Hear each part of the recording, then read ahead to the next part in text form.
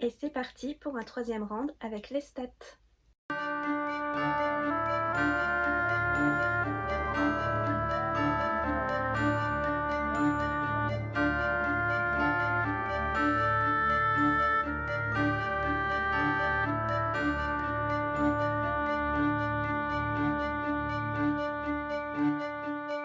Bienvenue ami des livres, tu es sur la chaîne du Cactus qui lit et aujourd'hui je vais te parler de La Reine des Damnés.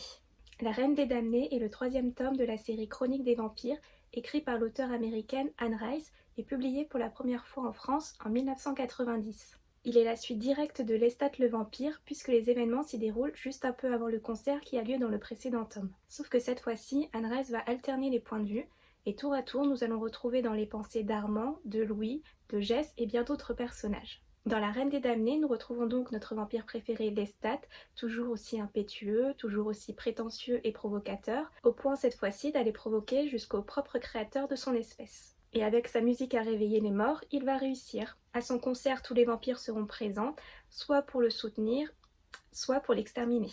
Cependant, alors que Lestat n'a pas même conscience des conséquences de ses actes, un autre drame va se jouer, un drame qui pourrait bien menacer l'ensemble des vampires, mais aussi toute l'humanité. Avec La Reine des Damnés, j'ai trouvé qu'Anne Rice marquait la fin d'un cycle dans sa série des chroniques, car je trouve que les 3 premiers tomes fonctionnent très bien ensemble, et que si l'on n'accroche pas à l'univers d'Anne Rice, on peut très bien s'arrêter ici. Anne Rice nous offre dans ce livre une mythologie des plus abouties, qui nous fait voyager jusqu'en Égypte dans des temps reculés.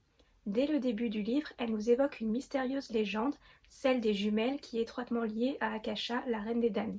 Et concernant cette fameuse Akasha et les projets qu'elle va vouloir mettre en place dans ce livre, tantôt je parvenais à être d'accord avec elle et tantôt je trouvais qu'elle manquait de subtilité ou de nuance. En tout cas, elle arrive à faire s'interroger le lecteur sur après tous ces siècles, est-ce que l'humanité a réellement progressé? Si dans Entretien avec un vampire et Lestat le vampire, nous suivions le point de vue d'un seul personnage, dans La Reine des Damnés, là les points de vue sont morcelés à travers les personnages de la saga. Ce livre s'attache donc à tous les grands personnages de la saga, les anciens y retrouvent des nouveaux, mais en tout cas tous se démènent entre leurs problèmes personnels et leurs problèmes communs, celui du réveil de la Reine des Damnés. La psychologie des personnages y est toujours aboutie, humains et attachants, on en oublie presque que ce sont des vampires et donc des tueurs. Lestat est toujours aussi infernal et nous allons avoir droit à un petit moment nostalgique lorsqu'il recroise la route de Louis.